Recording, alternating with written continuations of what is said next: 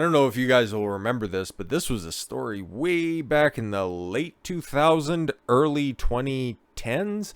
But Manti Te'o, he was one of the preeminent defensive players coming through, and he was going to be one of the higher draft picks in the NFL draft at the time. Okay, he was nominated, I think, for the first time since Charles Woodson won it way back in the late 90s for the Heisman Trophy. You know, the trophy that's normally just kind of given out to running backs and quarterbacks. It's supposed to be for the best player in college football, but let's be honest, the more glamorous positions always get the nods, and it's a very rare exception whenever a defensive player does get the nod, and he justifiably deserved it because he put the entirety of the Notre Dame football team on his back and took them incredibly far. I think they won like the Rose Bowl or some shit. Like, they were incredibly popular, and Manti Te'o was at the forefront of this stuff. And then he started to look at his off-the-field dabblings, and this is why I want to talk about this, okay? And because this new, I guess, documentary that Netflix is going to be putting out describes,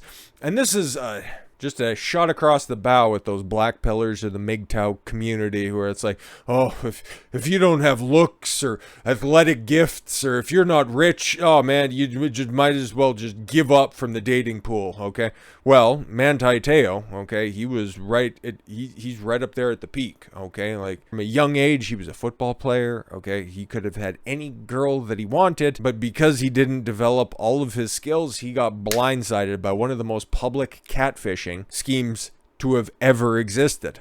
And it ended up tanking a little bit. He was still drafted in the first round, I think in the first round after all, by the Chargers. But realistically, he should have been top 5 at worst. But it just goes to show you, if you aren't good with women, it's going to affect you in every aspect of your life. That's why this might sound a little bit harsh, but don't deal with guys who have a deficit of 2 things: women and money, because if they're desperate in those 2 categories, they will sell you out for either at a moment's notice, at the drop of a hat. It's been a decade since former All-American football standout Manti Te'o had spoken publicly about the catfishing scandal that rocked the sports world and spoiled his fairy tale career at Notre Dame. Now he's ready to tell his side of the story and why there's no bad blood between him and the person behind it all, because he's a total fucking simp. You can be an absolute Chad Tyrone or whatever the equivalent for Samoan cats are on the field, okay? And you can be the biggest beta simp cuck off the field, because most guys, okay, that's why most guys peak in high school. Hear me out on this one. Most guys on sports teams, basketball teams, baseball teams in the States. I wish there was a baseball team up here in Canada, but anyways, I shouldn't lament my own personal problems. But football team, okay, most of the guys get the hottest poon they're going to be getting when they're in high school because they have the social proof of being on those sports teams. And the guys that end up transitioning onto a successful college career, or if they manage to break through and get to the professionals, all they know is sports, okay? They are singularly focused because that's going to be their career trajectory. Okay, from the time that they are in Pee-wee, Little League, whatever the fuck it is, by the time that they're just knee-high to a piss ant, all the way until, if they have a nice, long, fruitful career, all the way through their 30s, 40s, for the most part, like, that's the ultra successful end of this stuff. But at least through their formative years, all the way through their late 20s, early 30s, they are singularly focused on one thing. And that's why you always see those horror stories of guys after their career is over, not know what the fuck to do with their life. And that's why they descend into criminal troubles, breaking up with their long-term girlfriend who just realized that, oh shit,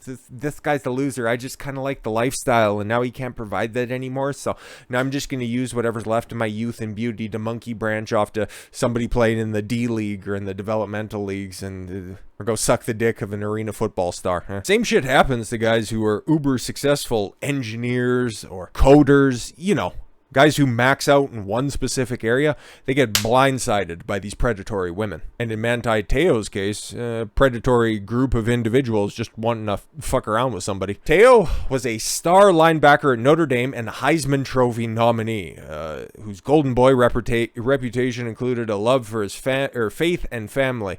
Yeah, he just seemed like the ultimate good dude, kind of like Samoan Captain America, not like those cringy Marvel adaptations where Captain America is everybody. Fuck off.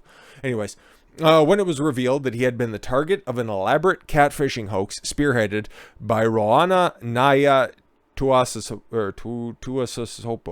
line cunt. I think that's what it translates to. Anyways, Te'o and Tua both rehash the infamous scandal in Untold, the girlfriend who didn't exist. I do feel bad for Te'o to an extent. Okay? Like, obviously, should he have seen the signs along the way and then just veered off this path, that's like, okay, cool, if we're never going to meet up, God bless, the fuck off, okay? Should he have not developed that intense case of one-itis? Of course, okay? But hindsight being 2020, I do feel for him for going down that path, okay? Because being a guy who was maxed out in one area, being blindsided by an elaborate scheme, I get it and I understand it, but the fact that the other person on the other side of this, who's long and Mr.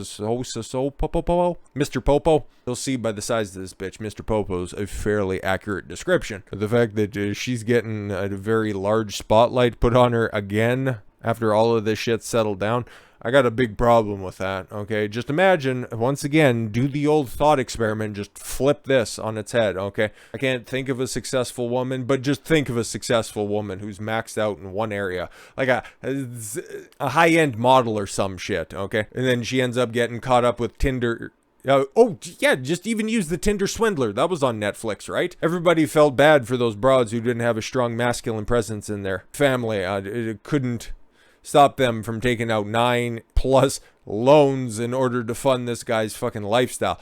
Nobody's giving that dude credit. Everybody's hunting him down, but we're just doing this in-depth documentary because somebody actively ruined and sabotaged somebody's career because he was being the ultimate beta simp. Interesting. Very interesting when you break all this shit down. Anyway, back to this. Okay, this is going to be full of tangents anyways, because I remember this. This was popular when I was in, I think this was going down when I was just going back to college, okay, with one of the good professors that I had at the time, Matt. Great guy. We would talk sports all the time, and this was one of the big topics, okay. I thought he was going to win the Heisman. He's an incredible football player, just a really bad judge of character. Anyways, Te'o and Tuasosopo had a rehash their infamous scandal in Untold, the girlfriend who didn't exist, a 2-part Netflix documentary releasing Tuesday, directed by Ryan Duffy and Tony Vainaku, okay, that delves into Te'o's relationship with Tua, okay, not Tua, who plays for the Dolphins right now, but fat bitch, who went by Lennay Kekua online. The two agreed to be interviewed separately for the documentary. Yeah, because there's going to be some anger there, some incredible anger there, because again, when all of this shit came out, because this all just kind of climaxed right before the draft, it really, really cost Te'o, and I'm not even joking here, okay, millions of dollars, okay, exposing this before the draft knocked him down draft boards everywhere. Actually, now that I think about it, wasn't he taken in the second round? Like, again, you go from being the Heisman Trophy nominee, the top player in college fucking football, one of the first defensive players to be nominated for the award since, I think, Charles Woodson. I think that's the case, okay? And if not, he's one of 2, maybe 3 players, okay? And you fall all the way into the second round. Oh my lord. It might have been the Tebow draft as well, but even still. I remember the Ravens selected Jimmy Smith. But yeah, like it says here, the two agreed to be interviewed separately for the documentary because they were unsatisfied with how their story was portrayed in the media a decade ago. Okay, the doc's executive producers, brothers Chapman Way, and Macklin Way, said in an interview with The Post. That's interesting. I would be interested in watching this. I just don't have a Netflix account because I don't support pedophiles. Oh, we started filming. They hadn't been in contact since the scandal broke, justifiably so. They hadn't talked. They hadn't seen each other, Chapman said. And so it was a really interesting way to make this. They hadn't been in contact, they haven't been in communication. But I think kind of made these interviews so powerful is they are drawing on memories from 10 years ago. Memories that have stayed with them, very powerful memories, very powerful emotions. This is a one-way two-way street. This is about a guy whose life was ruined by, again, some promise of some pussy that never manifested. I think both of them are still working through this kind of whole scandal was and how it affected them individually. Neither Te'o nor Te'o were interviewed or filmed together in the making of Untold. Yeah, because I would have let Manti get in a couple of body shots, just saying, but this wasn't my production. The production occurred during the height of the coof pandemic, and safety protocols resulted in remote interviews and smaller production crews. Well, to be fair, you don't really need like an elaborate production for this, because if it's just going to be a two-part documentary, like, do you really need sets for a sit-down interview? All you need is a chair, a light, and I don't know, maybe some tackling dummies. Oof. Te'o was in Chicago at the time of the interview before his stint with the Bears, who signed them in the practice squad in October of 2020. Lord have mercy. Two interview were conducted in Seattle, where she is based. That is of course she's from fucking Seattle. And there's nothing based about this. Well, the only thing based is the chair that she was provided. It's got a sturdy one. The trailer for the documentary, Te'o, now 31. He's 31 and isn't in the NFL. A former Heisman Trophy nominee. Again, I don't want to harp on that point specifically, but this is a generational talent with just absolutely zero fucking game. And this is what happens to guys who just don't have a complete roster of talents. Anyways, okay. Te'o said his whole world changed when the catfishing hoax unfolded. Yeah, Te'o shares in the documentary that she now identifies as a transgender woman. Oh, right! It was a dude beforehand! I forgot about that. Oh, and that's why they're not going so hard on that. Wonderful. And again, about that stool that they're sitting on, I wonder if it has room for 3 friends. In 2012, Te'o announced that his girlfriend, Lennay Kekua, had died after battling leukemia during his senior football season, only to learn that she never existed. Yeah, because he dedicated just about every game, or, just before bowl season. I forget exactly when that happened. I'd have to go back and watch this documentary through gritted teeth. I don't know if I could possibly stomach that. Te'o also said that he learned his 72-year-old grandmother, Annette Santiago, had died 6 hours before Kekua's death in September of that year. Yeah, this was just, before, right when the season was getting started, and then they dedicated the entire season to both his grandmother, and then also that's what made this whole Lennay Kekua situation so special, because 2 people that were very close to the star player, the Notre Dame Fighting Irish, for fuck's sakes. Like, this isn't some minuscule little college in the middle of somewhere, okay, bumfuck state. This is the Notre Dame, for Christ's sakes. The last thing she said to me was, "I love you, and that's it," Te'o told ESPN in October 2012 about his girlfriend. At the same time, the linebacker said the losses had inspired him to play better and helped the Fighting Irish reach its first BCS national championship during his senior year. Right, they made it all the way to the bowl game. Right. In January 2013 statement, the university said Te'o had been the victim of what appeared to be a hoax by somebody using a fictitious name.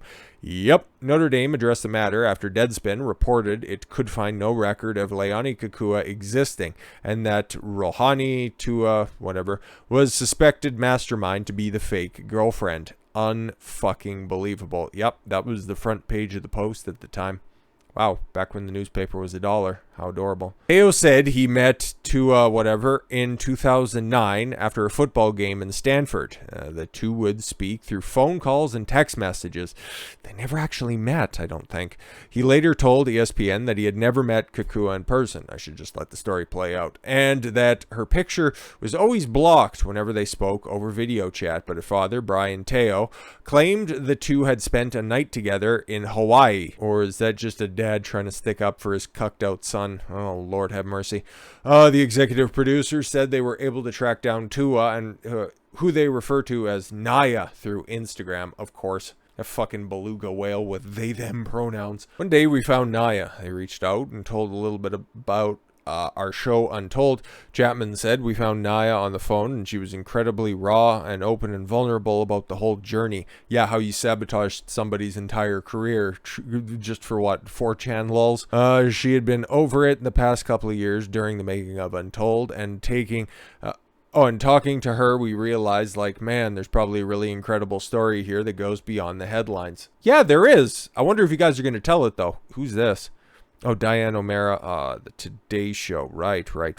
Saying that the pictures... Oh, they used her pictures? Unbelievable. That kind of looks like, the brand name version of AOC. I'm just saying. Damn, I get it, but are you going to That's not a... She's hot, right? Like, well, let's just get that out of the way. But again, getting shown a picture of that and never actually getting to fuck that's two totally different things. It's not anybody that you'd ruin your life for. Fuck, there's nobody in existence that you'd ruin your life for, okay? But I could understand catfishing with those pictures off of a thirsty motherfucker. Chapman said McLean's two-part documentary provides a deeper look into Te'o's motives for his role, shut the fuck up, in the hoax. But for us, I think that there's a lot more added context for Naya's actions and a lot more meaning behind them, McLean said. And I think that the other exceptional thing is, in talking to both Naya and Manti, there really doesn't seem to be like a genuine believe this, I know this. There's no like bad blood between these people. Can you like fix up these quotes, because this is atrocious language. But between the two, they recognize the journey that they had to go on. Oh, is he still under the illusion that that was actually her? Oh, sorry about that. And I think that they just accept that this is something that had to happen. They did have a tremendous impact on both their lives. Yeah, exactly. One had a failed, realistically, a stuttered NFL career. Played for the Chargers for a minute, but again, I didn't even know he got signed to the practice squad of the fucking Chicago Bears at this point. Like, this isn't the good Bears. This is the Bears. The other one's a tranny now, so it looks like two lives were ruined. I think that the one thing that was really fascinating was a lot of catfishing shows usually focus on the victim of what's happened, as you should. And I think that talking to Naya and finding out what it's like to drove her to this, well, it was him at the time, so that's going to be weird to reconcile, because yes, this person who now identifies as a woman was posing as a woman. So again, it doesn't seem as nefarious until you just peel the layers back, and then you just realize that, again, it was a dude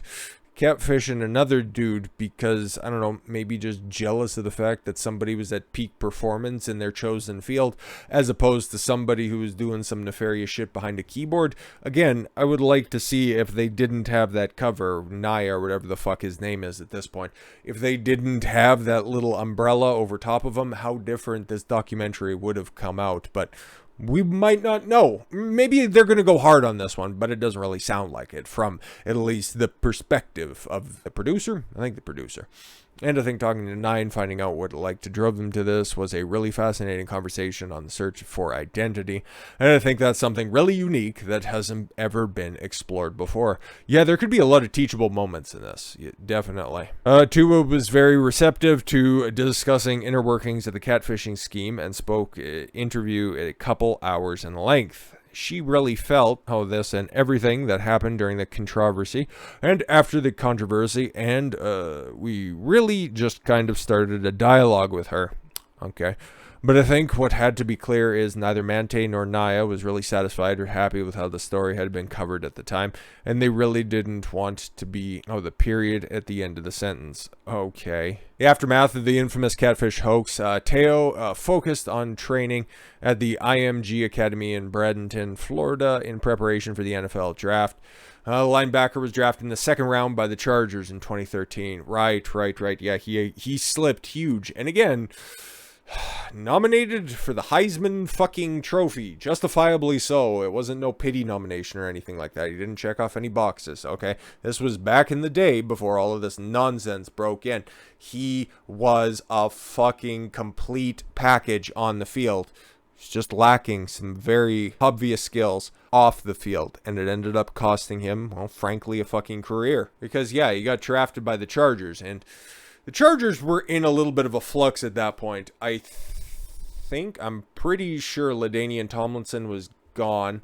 Phillip Rivers was still doing his thing down there. Like, the Chargers were good. Chargers were fine. Antonio Gates would have still been around at that point. I'm just trying to cast my mind back there. But if there would have been an opportunity for him to be on a better squad, drafted higher up, because I think the Chiefs were probably hot garbage at that time. And basically speaking, if he would have been on a better team, somebody on the come up, he would still definitely be in the league. He wouldn't have been a washout. Sure, he was a little undersized for being an outside linebacker, but he definitely definitely could have found a niche. He would have slotted in fine somewhere. Te'o signed a 2-year deal with the Saints in 2017 before he signed with the Bears practice squad 3 years later. The practice squad contract with the Chicago expired in January 2021, and he is currently a free agent. Te'o has since moved on from the scandal. He married fitness enthusiast Jovi Nicole in 2020. Is that an actual chick? She's not bad. She's definitely not bad. I wonder if they're still married. He looks old as shit, though. Just saying. They got married with a dog there. That's obviously probably her second or third marriage. Her anyways. Yesterday I got to marry my best friend. Ooh, that sucks. He should be the man I respect the most in my life, but the best friend, whatever. And love of my life in an intimate beach ceremony. Although this was not how we envisioned our ceremony, it was perfect. We will be having our reception and celebration when temples and venues open back up. Hopefully we can share this special occasion with our family. Women don't want to get married, they just want a wedding. That's very nice, wonderful, fantastic. Oh, the couple welcomed a daughter last summer. Hey, congratulations. That's actually not sarcastic at all. Congratulations. That's terrific. We definitely interviewed a lot of people close to Manti and Naya in this story about their recollections and memories, and McLean said, and a lot of fascinating insights from different characters, and so what happens, and the mystery surrounding this story. Our story kind of ends...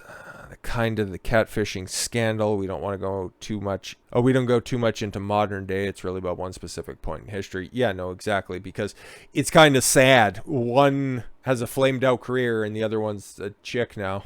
It's like, cool. Everybody was destroyed off the scandal. Oh, Untold's a series, I guess. The rise and fall of And One. Oh, the best mixtapes. Those were all over early YouTube.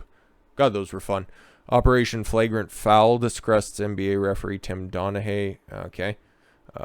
Race of the Century, about 1983, America's Cup yacht race. Okay, wonderful. Nice fucking track record. Yeah, it'll be interesting. But again, that was one of the biggest stories, definitely, of 2013, okay? Like the entire thing, the star player, the Notre Dame Fighting Irish, okay, his grandmother and his girlfriend die of cancer right at the beginning of the season, and then the team makes it all the way to the BCS. He's going to have a high draft pick in his future, and then it all comes out, and then everything just all disappears in the blink of an eye, and then he goes on to have a middling career, all because, well, when teams were looking at him in totality, it's like, yeah, sure, he has the skill, but we're potentially going to be giving him millions of dollars, and we don't know if he has the mental acumen to keep up with this shit. It just goes to show you, this is one of the most blatant example, is if you don't have everything on point as a man, some predatory woman, man, maybe both in some situations, they're going to blindside you and they're going to ruin your life. So it's money, muscles, game, and you have to hold frame. All of those are essential in today's day and age. Make sure you don't get blindsided. Make sure constantly working on all four of those aspects. With all that said, thank you all very much for the gift of your time. I've been Don Consuelo. I want you to follow your gut and get after it. Take care, everyone.